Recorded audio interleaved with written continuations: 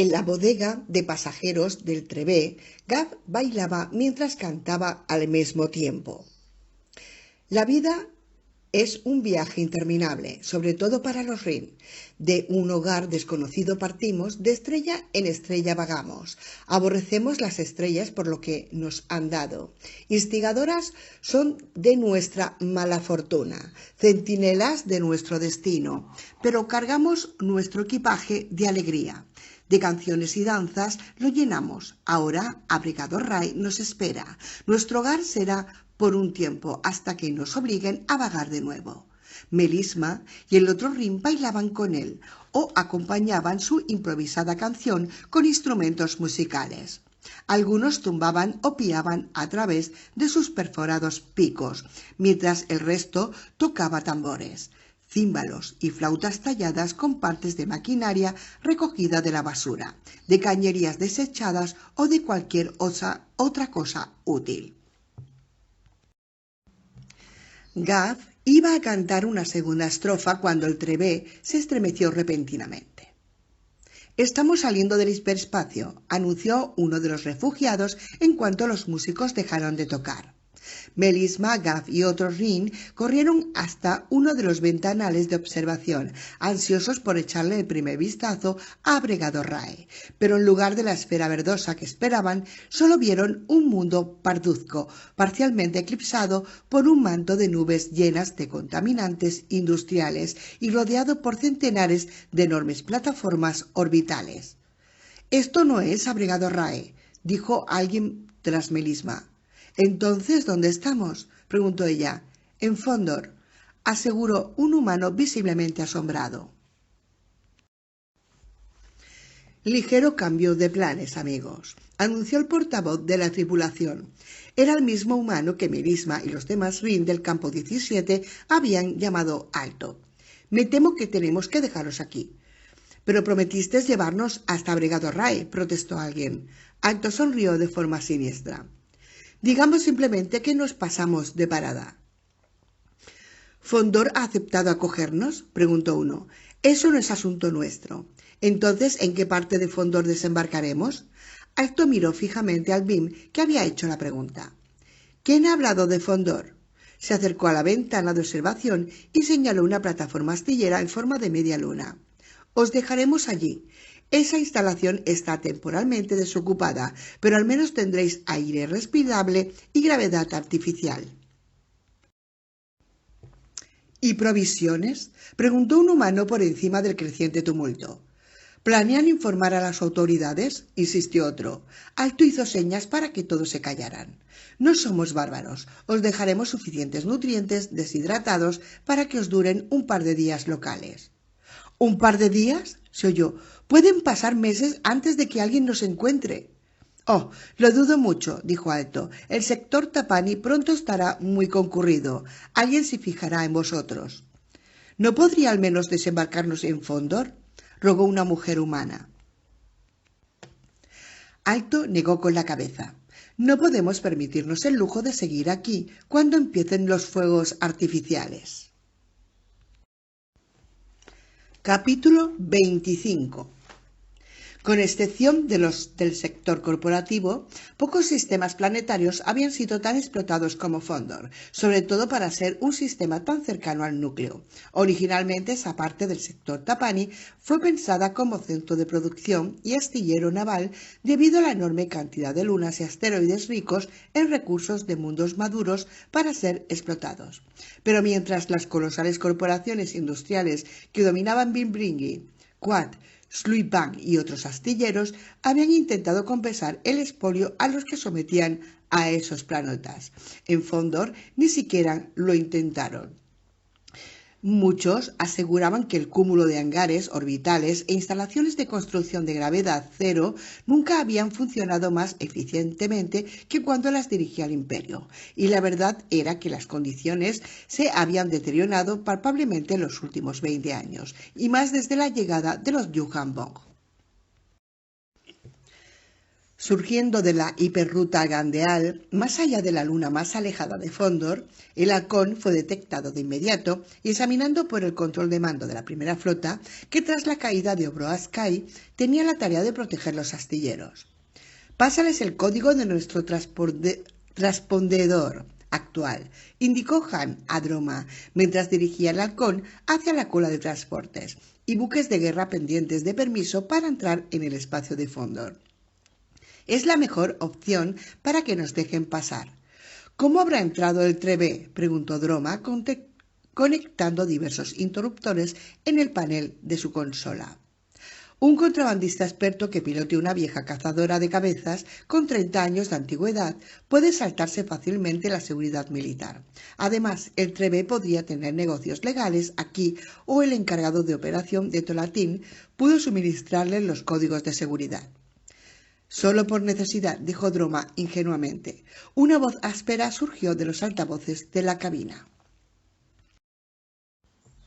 «Halcón milenario, aquí control de la primera flota. Por favor, informe de su procedencia y el motivo de su visita».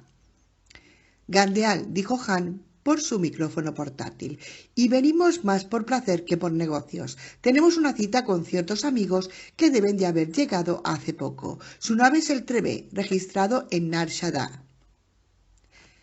«Perdone la pregunta, halcón milenario, pero ¿estoy hablando con el general Han Solo?» «Ex general para usted, control», respondió Han jocosamente. «Es un placer hablar con usted, señor. Por lo que respecta a su consulta, el Trebe recibió su permiso de entrada hace poco. Desgraciadamente, han dejado su cargamento en una zona alejada para naves no registradas, sobre todo para naves bien pertrechadas con una potencia de fuego acorde a su chulería». «Lo que pensaba. Los han engañado», susurró Han a Droma, antes de volver a abrir las comunicaciones. «Control, ¿puede al menos decirnos dónde ha dejado su carga el Trebe?» «Negativo, señor. Le sugiero que se dirija al centro de mando de las fuerzas de defensa instalado en el planeta. Si quiere preguntarles a ellos, puede abrirles una ruta». «Entendido, control, y gracias por la ayuda. Mantengan la posición para recibir la ayuda y los datos de navegación. Esperamos». Han lo pensó unos segundos. «Control nos ha dicho que ya han entregado su carga y los saltos hiperespaciales no están permitidos en el interior de la órbita de la sexta luna de Fondor, así que estarán utilizando los repulsores o los motores sublíminos. Pero podría estar en cualquier parte». Se pasó la mano por la cara, estirando las bolsas que tenía bajo los ojos. «Si hubieras abandonado a un par de cientos de refugiados, ¿qué harías a continuación?» Droma se recostó en su asiento, atusando su pálido bigote. «Podría tomarme un respiro y gastar en Fondor parte de los créditos que me he ganado. O saltaría hasta Bregado Rai para hacer lo mismo. Es posible, pero recuerda que sabes que Fondor será atacado muy pronto, lo cual significa que la ruta de Rimma desde la Bregado Rai a Salus estará muy concurrida. En ese caso querría estar lo más lejos posible de Fondor». Han desvió la mirada hacia el mapa estelar que Droma puso en pantalla. Con Fondor a menos de 2 meses de alcanzar su punto orbital más alejado del Sol, el punto de salto estaba relativamente cerca de las coordenadas en las que el halcón había vuelto al espacio real desde la hiperruta de Gandeal. «Halcón milenario, ¿por qué ha alterado su curso?» «Una pequeña avería del motor», dijo Han fingiendo alarma en su voz, «pero enseguida lo tendremos bajo control». «Mantenga su actual posición, halcón. Está entrando en un espacio restringido. Repito, quédense donde están. Les enviaremos una nave escolta para que los ayude». No se molesten. Enviar a nadie», protestó Han, mientras el halcón aceleraba. «Volveremos al punto de espera y haremos las reparaciones allí». «Negativo, halcón. Ha entrado en el hiperespacio restringido. Vuelva inmediatamente a su curso original». Han aumentó la velocidad de su nave mientras el ordenador de navegación los guiaba hasta el punto más alejado de la órbita elíptica de Fondor. Una mirada millada de naves capitales, barcazas, gabarras y transportes entraron en su campo de visión, todos maniobrando hacia distintos puntos de salto. De repente, un indicador de autoidentificador amigo-enemigo empezó a parpadear. «Ha reconocido una emisión IR y una descarga de iones», exclamó Droma agitado. «Confirmado, es el Trebe». Amplió la imagen de las coordenadas indicadas y una nave en forma de vaina apareció en el centro de la pantalla. «Ahí está». Han sonrió agradeciendo mentalmente todos los datos que habían proporcionado Confuso y los otros androides. «Sí, es ella». Halcón milenario ladró la voz del control de mando. «Este es su último aviso». «Apaga esa cosa», cortó Han. Droma bajó el volumen y volvió rápidamente a su consola. «Ahora ya saben que estamos aquí», dijo, desacelerando para igualar la potencia de los motores gemelos de otra nave. «Están escaneándolos», advirtió Droma. «Preparan sus cañones». «Dame un esquema de la nave». Han estudió los datos que Droma le iba enviando y tocó su dedo índice en la pantalla. Su motor hiperlumínico está justo delante de la aleta de popa. «Vamos a por él». Droma apretó los mandos del copiloto con toda su fuerza, pegando el halcón a la popa del Trebe. Han centró la retícula de disparo, sus láseres cuádruples, en el estabilizador del transporte. ¡Fuego! Apenas Droma acababa de pronunciar esas palabras cuando azulados guiones de energía se dirigieron hacia el halcón, estrellándose contra un escudo deflector delantero y sacudiendo la nave pero sin dañarla. «Un cañón de iones», reconoció Droma. «Nos tienen en su punto de mira y están preparando el motor hiperespacial». Una luz violenta surgió pulsando de los 4 láseres del halcón, volando en pedazos la aleta del Trebe y abriendo un surco quemado a todo lo largo de su popa. Gotas de metal fundido brotaron del transporte mientras se ladeaba desesperadamente sin dejar de disparar a su perseguidor. Droma obligó al halcón a realizar un rizo, proporcionando a Han un blanco fácil, el recalentado cañón de transporte. Este lo destrozó instantáneamente. Después centró sus esfuerzos en el generador del escudo. «Abre una frecuencia a la nave», dijo. «No contestan».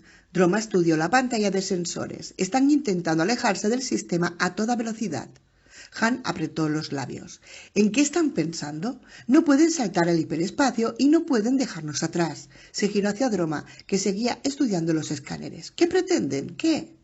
6 cazas estelares de la Nueva República, a la X, se acercan muy deprisa por popa. Han maldijo en voz baja. Un grupo de cazas del mando de la flota se colocó los auriculares y ajustó los controles. Una nueva voz surgió de los altavoces. «Al halcón, no nos obligue a disparar». «Intentadlo si os atrevéis», susurró para sí mismo. Abrió el canal de comunicaciones. «Aquí el capitán Han Solo, del halcón milenario. No buscamos pelea, líder de escuadrón. Póngame con el comandante de operaciones de vuelo». Tapó el micrófono con la mano. «Ha llegado el momento de recurrir a lo más alto». «Lo estoy escuchando, capitán Solo», dijo una voz grave, claramente irritada. «Está violando las regulaciones de seguridad. Una infracción más y acabará entre rejas antes de que termine el día. A pesar de su historial o de su esposa, ¿queda claro?». Aquel comentario solo sirvió para incitar más a Han. «Tiene cosas más importantes que hacer que arrestarme, comandante». «No fuerce su suerte, capitán Solo». «Escuche, comandante, los Yuhan-Bong van a atacar Fondor. No sé exactamente cuánto, pero será pronto. Sugiero que ponga una flota en alerta».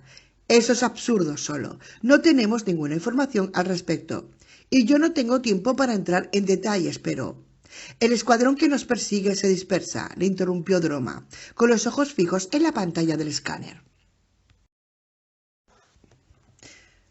Dejó la frase sin terminar. Droma tenía la boca abierta, con la mandíbula inferior colgando floja sobre su pecho y señalaba con una mano temblorosa las ventanas que tenía frente a él. Simultáneamente a la estridente sirena de alarma del indicador de hiperondas, Han se giró para ver que estaban volando directamente hacia lo que cualquiera hubiera tomado por una tormenta de meteoritos, pero que él sabía que eran naves enemigas entrando a centenares en el espacio real. Casi por instinto, Han hizo que el halcón virase y vio pasar por su lado un enjambre de transportes, destructores y cruceros, aunque ninguno demostró el menor interés por su nave, ni siquiera por el Trebe, a pesar de ser mucho más grande. «¡Acción evasiva!», gritó Droma, recuperando por fin la voz. «¡Contramedidas!». «¿Qué te crees que estoy haciendo?», respondió Han, luchando con los mandos. Las naves de guerra seguían materializándose por todas partes, más de las que Han habría creído posible. «Por eso tenían tanta prisa», comentó Han. «Sabían que los Yuhan Bog estaban en camino». Su rostro se retorció de rabia y lanzó una corta ráfaga de láseres más que aterrorizar a la tripulación del Trebe para dañar la nave. Entonces, cuando parecía que las dos naves habían logrado pasar sanas y salvas a través de la avalancha de atacantes, un último buque enemigo surgió de la nada. Parecía más un racimo de burbujas con la superficie endurecida que un grueso pedazo de coral, y la recién llegada estuvo a punto de chocar con el Trebe, pero ésta esquivó la colisión, aunque la desesperada maniobra hizo que quedara fuera de control. «De una en una», gruñó. «Contra esta podemos arriesgarnos». Con el halcón ladeado una vez más, Han y Droma lanzaron ráfagas de los láseres dorsales y ventrales contra la nave racimo. Olvidada toda precaución, Han cerró todavía más su ángulo de ataque y aumentó la velocidad para que la nave racimo tuviera que cruzarse con la trayectoria del halcón. Entonces tanto Droma como él descargaron sus cañones sobre el enemigo, martilleándolo con masivas emisiones de energía. Gas y llamas emergieron de la nave y una de las esferas implotó, desinflándose como si fuera un globo pinchado con un alfiler. La nave empezó a virar a babor lentamente y rodó sobre sí misma, como una criatura derrotada mostrando el vientre a su agresor. «Gracias por la ayuda, IT-1300», dijo alguien por el canal de comunicaciones. «Es el piloto líder del escuadrón», explicó Droma. «Pero no es un escuadrón militar», apuntó Han. «¿Cuánto hace que ha empezado la batalla, IT?» Han abrió un canal a los cazas. «El enemigo apareció un minuto antes que vosotros y ya estaba bombardeando los astilleros. ¿Quiénes sois, chicos?» «La docena de Kip», dijo el piloto. «Kip Durron, ¿qué diablos haces tú aquí?» Cogido con la guardia baja, Kip cayó un instante. «Han, ¿eres tú?», preguntó tímidamente. «El mismo. ¿Ahora te dedicas a la pintura o has metido el halcón sin querer en una estrella?» «Es una larga historia, como la nuestra. Perseguimos a esa nave burbuja desde Kalarba. Los Yuhan Bog tienen prisioneros a bordo, a Skidder entre ellos. ¿Y tú? El transporte que tenéis a estribor abandonó un grupo de refugiados en alguna parte del sistema. Creí que podría convencerlos para que nos dijeran dónde los desembarcaron. Si das media vuelta y participas en la batalla, serías de mucha ayuda. Te asignaré 2 de los míos para que te acompañen». «Los acepto, pero ¿qué piensas hacer con los prisioneros?» «Subir a bordo y rescatarlos». A Han se le escapó una carcajada. «Soy un Jedi. Solo un Jedi puede hacer lo imposible». «Es nuestro lema», admitió Kip.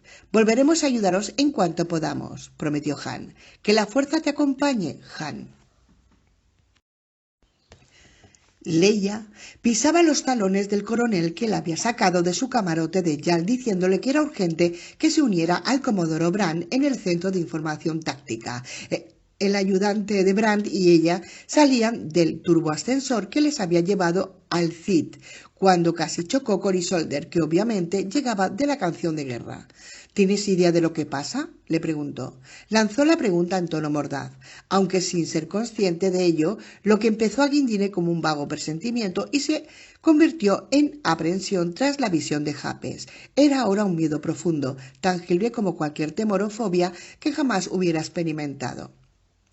Horas de meditación habían permitido a Leia determinar que parte de su aprehensión se centraba en Anakin, Jacen y el previsto ataque a Corellia, pero no conseguía saber, ni siquiera suponer, cómo se conectaba esa preocupación por ellos en el presentimiento que arremolinaba en torno a Isolder como electrones excitados. Solo sabía que su serenidad se estaba viniendo abajo y que aquellas fuerzas convergían en una forma que nadie había previsto.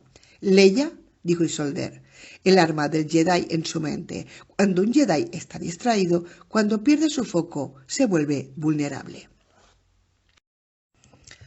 Él la estudió en silencio mientras apresuraba el paso hacia la sala de guerra. En pantalla ordenó Brand a uno de los técnicos mientras Leia e Isolde se acercaban. Leia estudió una cercana batería de hologramas, instantáneamente consciente de que contemplaba su visión haciéndose realidad, o al menos parte de ella. Era imposible discernir si las imágenes en el tiempo real eran transmitidas vía satélite o desde una instalación orbital y en cualquier caso era irrelevante. Uno lo mostraba docenas de naves de guerra Yuuzhan y de la Nueva República disparándose mutua e implacablemente, mientras cuadrillas enteras de cazas y estelares y coralitas se perseguían a través de los restos de hangares orbitales. Eso es el Merce, informó Brand mortalmente serio, señalando una de las naves destruidas. Apuntó a otro holograma. Y ese es el Anglange. Leia lo miraba confusa. No son naves corelianas. Brand le devolvió una de las miradas más tristes que jamás hubiera visto. Los Yuuzhan han atacado Fondor. Nos engañaron haciéndonos creer que iban a atacar Corellia y han atacado Fondor. Las palabras surgían de su boca sin emoción. Mientras esperanzas estaban depositadas en las naves, la primera flota hace todo lo que puede, pero el enemigo está lanzando literalmente sus coralitas contra cualquier blanco que se les ponga a tiro. La flota pana está preparada para atacar, aseguró Isolde. No, gritó Leia sin darse cuenta. Brand e Isolde la contemplaron fijamente. No, repitió más tranquila.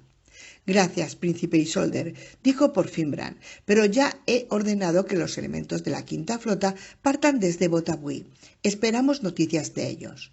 Leia se volvió hacia la consola de comunicación con el corazón latiéndole desbocado. Alto mando de Comenor, aquí la fuerza de asalto a Led, se dejó oír una voz apenada. El enemigo ha minado todas las rutas que unen Botabui y Fondor con Dovin Basal, que operan por control remoto. La mitad de nuestras fuerzas han sido arrancadas del hiperespacio y 6 naves han colisionado con sombras de masa. No podemos seguir, señor. Nuestra única opción es retirarnos al borde exterior y saltar a Fondor desde Eriadu o Zulus. Llegarán demasiado tarde, musitó Brand a través de poner a Isolde. ¿Dice que su flota está preparada? Isolde siguió en toda su considerable altura, e impaciente, como Doro. Leia sintió que no podía respirar y el Cid empezó a girar ante sus ojos. Tuvo que sujetarse al brazo de Brand para no desplomarse sobre la cubierta. Capítulo 26. Por lo que se había podido determinar, los coralitas no se mantenían atracados en los hangares de transporte, sino que eran lanzados y recuperados desde las largas proyecciones en forma de ramas de naves. Todo esto pasó brevemente por la mente de Kip Durron mientras su ala X soltaba 2 torpedos de protones contra la esfera que los láseres cuádruples del halcón milenario habían perforado y desinflado. 11 y 12. Vigilar la retaguardia, ordenó Kip por la red de comunicaciones tácticas. Los demás, seguidme, vamos a entrar. Kip dirigió su nave ignorando las estridentes protestas de su androide astromecánico, que pitaba y silbaba sin cesar a causa de las lecturas que emitía la nave enemiga. Los Yuuzhan respiraban oxígeno, se recordó a sí mismo, y eso significaba que sus naves tenían que producir atmósfera de algún modo. El ala I modificado de Garner, junto a otros 7 cazas estelares, lo siguió por la brecha abierta con los torpedos. Los 2 que se quedaban atrás por la brecha abierta tendrían que encargarse de la ayuda que se enviara a la nave Racimo, al menos hasta que volvieran el halcón y sus escoltas. La determinación de Kip aumentó cuando su ala X entró en la destrozada esfera. El vacío había absorbido todo rastro de atmósfera, pero la gravedad casi se ajustaba a la humana estándar y había espacio suficiente para que los 9 cazas aterrizasen en una cubierta muy semejante al casco y los mamparos interiores de los buques de guerra enemigos. Respiradores y armas, dijo por la red de comunicaciones mientras la carlinga del ala X todavía se estaba abriendo. Probablemente se han replegado para proteger al Yavimos. Entonces nos han facilitado la misión, le respondió Kip. Empuñaron y conectaron los sables láser que hasta entonces colgaban de los cinturones de sus monos de vuelo. El sibilante siseo de las hojas de energía zumbó con fuerza en la sala abandonada. Todos los demás llevaban una pistola o un rifle láser. Vigilad donde pisáis, advirtió Kip. Sabemos que los Yuhan-Bog utilizan una especie de gelatina viva para inmovilizar a enemigos y prisioneros. Clavó su sable en la pared curva. Cuando su punta la traspasó, Kip giró la muñeca, abriendo un agujero redondo lo bastante amplio para poder pasar a través de él. La sala que encontraron al otro lado de la mampara no era diferente a la que habían dejado atrás. Tampoco hay oxígeno, comentó Gunner tras echarle un vistazo al indicador que llevaba la muñeca. Avanzaron en fila india por un pasillo que bien podía ser la garganta de una criatura gigantesca. Colonia de microorganismos en las paredes y techo proporcionaban una débil bioluminiscencia verdosa. También contenían a los guerreros Yuhan-Bog que Kip y Gunner habían esperado encontrar antes. Eran 30. Algunos llevaban una coraza quitinosa, otros no, pero todos iban armados con espadas de doble filo o los anfibastones que Kip sabía que podían ser utilizados como látigos, porras, espadas o lanzas.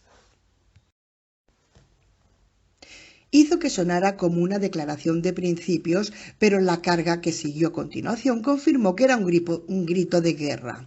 Deck y los otros que no eran Jedi abrieron fuego con sus armas, derribando a 10 o más de los guerreros sin blindaje antes de que recorrieran la mitad de la distancia que separaba a ambos grupos. Kip y Gunner se lanzaron contra los supervivientes pisando apenas a la superficie cubierta, desarmando telequinésicamente aparte de sus contrincantes, mientras paraban los golpes de los rígidos anfibastones o desviaban las lanzas. Uno a uno los Yuhan-Bog sucumbieron a los mandobles verticales dirigidos a la cabeza o a las estocadas horizontales que siempre encontraban los únicos puntos vulnerables de la armadura viviente, bajo los sobacos. Cuando Kip y Gunner se quedaron casi sin enemigos, se separaron para enfrentarse a los últimos guerreros uno a uno.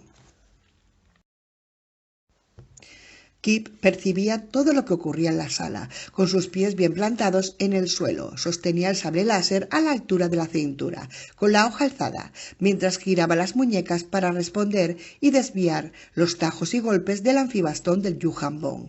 El que Kip permaneciera inmóvil, pese a la presión a la que era sometido, hizo que el guerrero se mostrase más feroz a cada segundo que pasaba. Arremetiendo contra el humano, lanzó un mandoble hacia la cintura de Kip, ordenando